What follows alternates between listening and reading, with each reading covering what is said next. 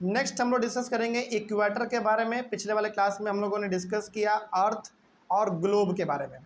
अब थोड़ा सा हम लोग डिस्कस कर लेते हैं इक्वेटर के बारे में और इसमें जानेंगे कि आखिर इक्वेटर हमारा क्या होता है।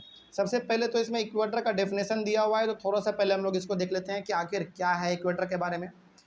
इक्वेटर क्या होता है पहले ध्यान से समझ लीजिए, उसके बाद फिर आगे बढ़ेंगे। An imaginary line running on the globe that divides the globe into two equal parts, this line is known as the equator.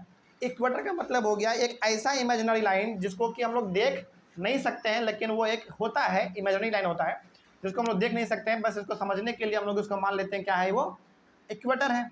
तो एक ऐसा इमेजिनरी लाइन जो आपके ग्लोब को बिल्कुल बीचों बीच दो हिस्सों में डिवाइड कर देता है, उसी को हम लोग कहते हैं इक्वेटर। कोई दिक्कत इसमें? जैसे आपके सामने यहाँ पे एक डायग्राम है, आपके सामने एक डायग्राम है, ये डायग्राम आपका ग्लोब है, ठीक है ना।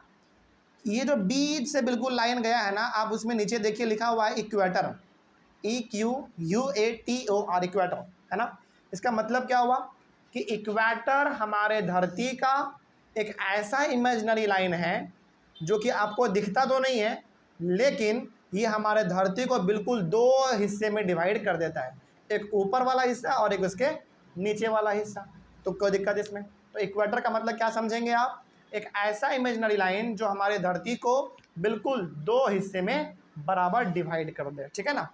आगे, the equator is a very important reference point two locate places on the earth. यानी कि हालांकि इसका इस्तेमाल हम लोग तो नहीं करते हैं, लेकिन जो लोग एरोप्लेन हवाई जहाज जैसा चलाते हैं ना, वो लोग इसका इस्तेमाल बहुत ज़्यादा करते हैं। यानी कि धरती पे कौन सा जगह कहाँ पर है, ये पता लगाने के लिए, आसमान से ही ये पता लगाने के लिए कि धरती का कौन सा जगह कहाँ पर है, हमारे जो पायलट लोग होते हैं, जो एरोप्लेन चलाते हैं, वो इसका इस्तेमाल बहुत ज़्यादा करते हैं। यानी कि इक्वेटर से ही हम लोग पता लगा लेते हैं कि कौन सा जगह कहाँ पर है, क्योंकि इक्वेटर हमारा क्या करता है, धरती को दो हिस्से में डिवाइड करता है, तो वो पता कर लेते हैं कि कौन सा हिस्सा किधर है, ठीक है ना।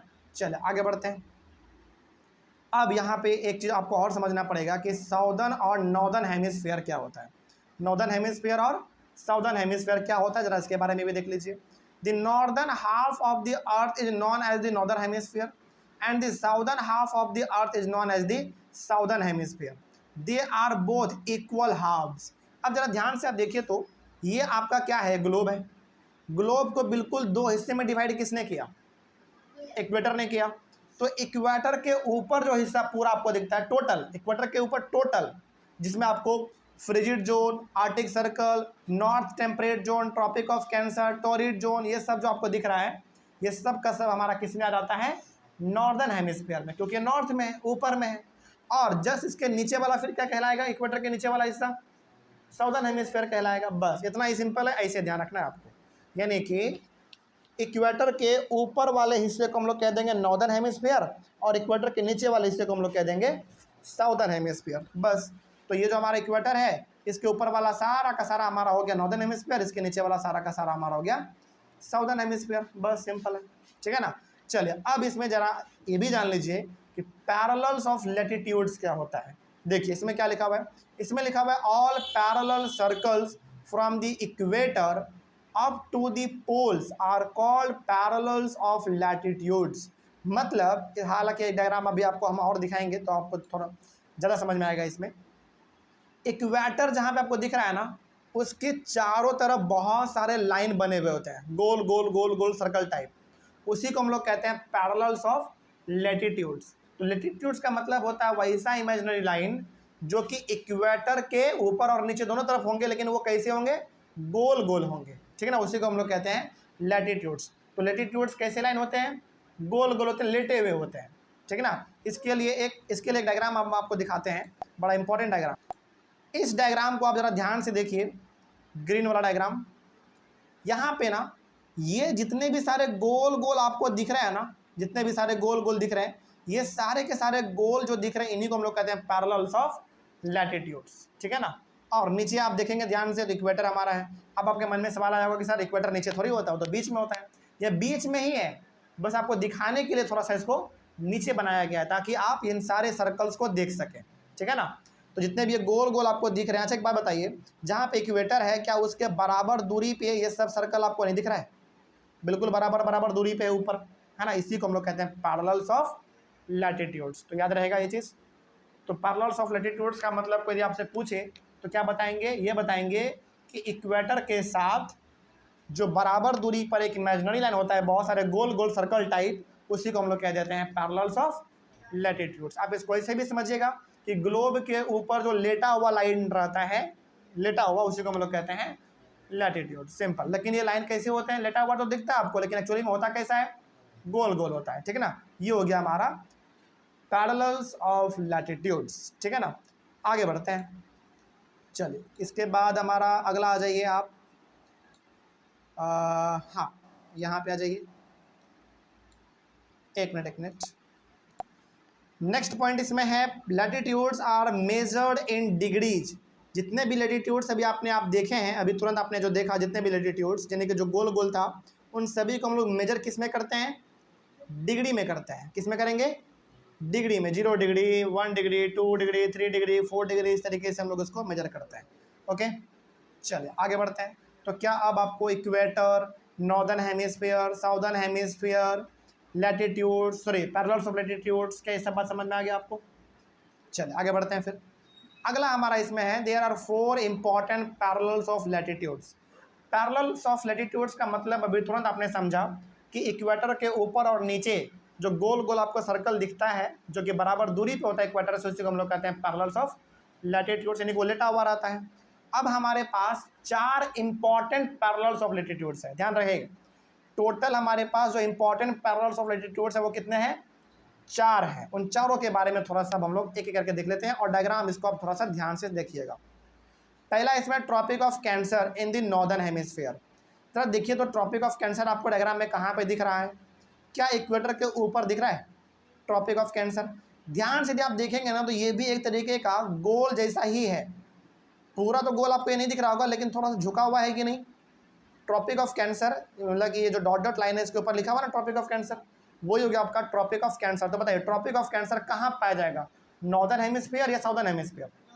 नॉर्दर्न हेमिस्फीयर, क्योंकि वो ऊपर है। और इसका वैल्यू कितना है, यानी कि ट्रॉपिक ऑफ कैंसर का डिग्री कितना है, 23 होल 1/2 डिग्री नॉर्थ। नॉर्थ क्यों लगा हुआ है यहाँ पे, क्योंकि नॉर्दर्न हेमिस्फीयर में है। कोई दिक्कत? आगे बढ़ते हैं। तो ट्रॉपिक ऑफ कैंसर हमारा होता है कहाँ पे है, नॉर्दर्न हेमिस्फीयर में, और इसका डिग्री कितना होता है 23 whole 1/2 degree north. Okay, diagram को देखते चलेंगे, बहुत कुछ आपको आराम से ऐसे ही समझ में आ जाएगा। ठीक है, ये हो गया हमारा पहला पैरेलल्स ऑफ लैटिट्यूड्स।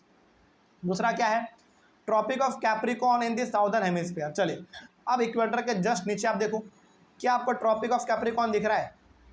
बिल्कुल दिख रहा है। तो ये हो गया हमारा दूसरा पैरेलल्स ऑफ लैटिट्यूड्स, क्योंकि ये भी क्या होते हैं, लैटिट्यूड ही होते हैं, गोल गोल ये भी होता है। ठीक है ना, और इसका भी वैल्यू कितना है 23 होल 1/2 डिग्री, लेकिन ये इसमें साउथ लगा हुआ है। ध्यान रहे, ध्यान से देखो तो आप इक्वेटर का वैल्यू कितना है पहले बताओ, इक्वेटर का वैल्यू कितना है 0 डिग्री। तो ऊपर जितने भी होंगे वो हमारा 1 2 3 4 होगा, 0 से नीचे भी जितने होंगे वो भी हमारा 1 2 3 4 होगा। तो जो ट्रॉपिक ऑफ कैंसर और ट्रॉपिक ऑफ कैप्रिकॉर्न है, दोनों का वैल्यू क्या होता है, सेम होता है। बस फर्क यह है कि ट्रॉपिक ऑफ कैंसर नॉर्थ में होता है, तो ट्रॉपिक ऑफ कैप्रिकॉर्न हमारा साउथ में होता है। ठीक है ना, आगे तीसरा जो पैरेलल्स ऑफ लैटिट्यूड्स है वो है आर्टिक सर्कल। कहाँ पे है, at north of the equator. चलिए पहले आर्टिक है फिर एंटार्क्टिक है, वो भी आप देख लेंगे, दोनों है। आर्टिक सर्कल को जरा ध्यान से देखो तो सबसे ऊपर में, क्या आपको आर्टिक सर्कल बिल्कुल एक गोल जैसा दिख रहा है? आर्टिक सर्कल यही है हमारा आर्टिक सर्कल। तो बताइए आर्टिक सर्कल किधर मिलेगा आपको, साउदर्न हेमिस्फीयर या नॉर्दर्न हेमिस्फीयर? Northern hemisphere. और इसका डिग्री कितना है 66 होल 1/2 डिग्री नॉर्थ। ठीक है ना। अब चौथा जो हमारा पैरेलल्स ऑफ लैटिट्यूड्स है, जो कि वही भी गोल होता है, वो हमारा हो गया एंटार्क्टिक सर्कल। चलिए अब सबसे नीचे आप देख लो, क्या आपको एंटार्क्टिक सर्कल दिख रहा है? बिल्कुल एंटार्क्टिक सर्कल दिख रहा है। इसका भी वैल्यू कितना होगा 66 होल 1/2 डिग्री साउथ हो जाएगा। बस, तो ये 4 इंपॉर्टेंट पैरेलल्स ऑफ लैटिट्यूड्स हैं। कोई दिक्कत इसमें? चारों का वैल्यू आपको याद होना चाहिए। आगे बढ़ते हैं। The equator represents the 0 degree latitude. बताइए इक्वेटर का वैल्यू कहाँ, इक्वेटर का वैल्यू कितना 0 डिग्री, यानी कि अच्छा 0 डिग्री ये क्यों है, क्योंकि ये बिल्कुल धरती को 2 इक्वल पार्ट में डिवाइड कर देता है, इसीलिए इसका वैल्यू कितना है 0 डिग्री है। ठीक है ना, आगे बढ़ते हैं। The distance from the equator to either of the poles in 1/4 of a circle round the earth, it will measure 1/4 of 360 that is 90 degree. कहने का सिंपल सा मतलब यहाँ पे यह है कि इक्वेटर से आप ऊपर जाओ या नीचे जाओ, आप हमेशा कितना डिग्री जाओगे, 90 डिग्री ही जा पाओगे। समझ रहे बात को? चलो आगे बढ़ते हैं। 90 degree north latitude marks the north pole and 90 degree south latitude marks the south pole. इसका मतलब हो गया कि जहाँ पे आपका इक्वेटर है उससे 90 डिग्री आप नीचे जाओगे तो आपको मिल जाएगा साउथ पोल, और इक्वेटर से 90 डिग्री आप ऊपर चल जाओगे तो मिल जाएगा आपको नॉर्थ पोल। सिंपल, ठीक है ना। आगे अब यहाँ पे नॉर्थ लैटिट्यूड क्या होता है और साउथ लैटिट्यूड क्या होता है, ज़रा ध्यान से देखिएगा। ये भी लैटिट्यूड का मतलब आपको समझ में आ गया है। अब वैसा इमेजिनरी लाइन जो कि क्या होगा, लेटा हुआ होगा, और किसके साथ लेटा हुआ, किसके साथ बराबर दूरी पे होगा, इक्वेटर के बराबर दूरी पे होगा। अब आप ये समझो कि नॉर्थ लैटिट्यूड क्या होता है, नाम से मालूम चल रहा है, पहला तो नॉर्थ और दूसरा लैटिट्यूड, यानी कि ये लाइन किधर होगा, नॉर्थ की तरफ या साउथ की तरफ, नॉर्थ की तरफ, इसीलिए इसका नाम पड़ा है नॉर्थ लैटिट्यूड। इसमें लिखा हुआ है कि all parallels north of the equator are called north latitudes, यानी कि इक्वेटर के ऊपर जितने भी लैटिट्यूड आपको दिखते हैं वो सब का सब क्या कहलाएगा, नॉर्थ लैटिट्यूड कहलाएगा। जिसका मतलब जरा बताइए, क्या हम ट्रॉपिक ऑफ कैंसर और आर्टिक सर्कल, क्या इन दोनों को हम लोग नॉर्थ लैटिट्यूड कह सकते हैं, हाँ या ना? बिल्कुल कह सकते हैं भाई, क्योंकि ये हमारा है कहाँ पे, इक्वेटर के ऊपर है, यानी कि नॉर्थ में है, तो ये हमारा क्या कहलाएगा, नॉर्थ लैटिट्यूड कहलाएगा। ठीक है ना। आगे बढ़ते हैं। उसी प्रकार से हमारा हो गया साउथ लैटिट्यूड, तो all parallels south of the equator are called south latitude, यानी कि इक्वेटर के जो साउथ में दिख जाए, जो इक्वेटर के जो नीचे दिखे आपको, वो क्या कहलाएगा, साउथ लैटिट्यूड। तो क्या हम ट्रॉपिक ऑफ कैप्रिकॉर्न और एंटार्क्टिक सर्कल को साउथ लैटिट्यूड कह सकते हैं, हाँ या ना? बिल्कुल कह सकते हैं भाई, क्योंकि ये कहाँ पाया जा रहा है, इक्वेटर के नीचे, यानी कि साउथ में पाया जा रहा है, इसीलिए हम लोग इसको साउथ लैटिट्यूड कह सकते हैं। ठीक है, आगे बढ़ते हैं। उसके बाद है यहाँ पे चंद्रपुर इन महाराष्ट्र, कहाँ पड़ता है हमारा, इंडिया में, यानी कि महाराष्ट्र कहाँ है, इंडिया में, और चंद्रपुर कहाँ है, महाराष्ट्र में। आप इसको ऐसे समझो कि महाराष्ट्र में एक जगह है जिसका नाम क्या है, चंद्रपुर, ठीक है ना। एंड बेलो होरिजोनेट इन ब्राज़ील, एक और जगह हमारा है बेलो होरिजिनेट, ये कहाँ पड़ता है, ब्राज़ील में पड़ता है, ठीक है ना। और ब्राज़ील कहाँ है भाई, साउथ अमेरिका में। Are located on parallels of about 20 degree latitude, मतलब कि महाराष्ट्र का चंद्रपुर और ब्राज़ील का बेलो होरिजोनेट, ये दोनों का दोनों ऐसा जगह है हमारे वर्ल्ड में जो कि लैटिट्यूड पे पड़ता है, एकदम एग्जैक्ट लैटिट्यूड पे पड़ता है। और कितनी डिग्री लैटिट्यूड पे, 20 डिग्री लैटिट्यूड पे। अब आपके मन में सवाल आया होगा कि सर लैटिट्यूड तो हमारा दो प्रकार का होता है, एक साउथ और एक नॉर्थ, इसमें भी ज़रा बताइए कैसा वाला। चलिए उसके बारे में भी समझते हैं।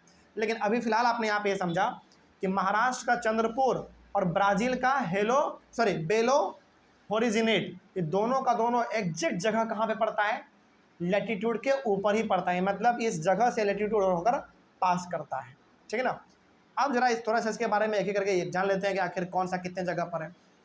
Chandrapur is situated at 20 degree north latitude, मतलब ये हो गया कि जो चंद्रपुर है वो लैटिट्यूड के ऊपर पड़ता है, मतलब कि चंद्रपुर के ऊपर से लैटिट्यूड हमारा गुजरता है, लेकिन कौन सा लैटिट्यूड, नॉर्थ लैटिट्यूड या साउथ लैटिट्यूड, नॉर्थ लैटिट्यूड। और जो लैटिट्यूड गुजरता है उसका वैल्यू कितना है, 20 डिग्री है। ठीक है ना। जैसे आपका इक्वेटर पे कितना हो गया, 0, उससे ऊपर जाओगे तो 1 2 3 4 5 6 7 8 9 10, ऐसे 24 आप चले जाओ, 20 तक चले जाओ।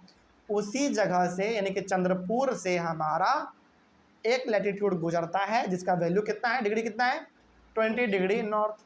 और चूंकि नॉर्थ से गुजर रहा है इसलिए नॉर्थ है। ठीक है ना। हाँ, यही दोनों ऐसा जगह है पूरे वर्ल्ड में जो जिसके ऊपर से लैटिट्यूड होकर गुजरता है, एग्जैक्ट, एकदम एकदम exact.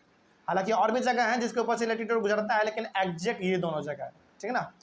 And Belo Horizonte is situated at 20 degree south latitude.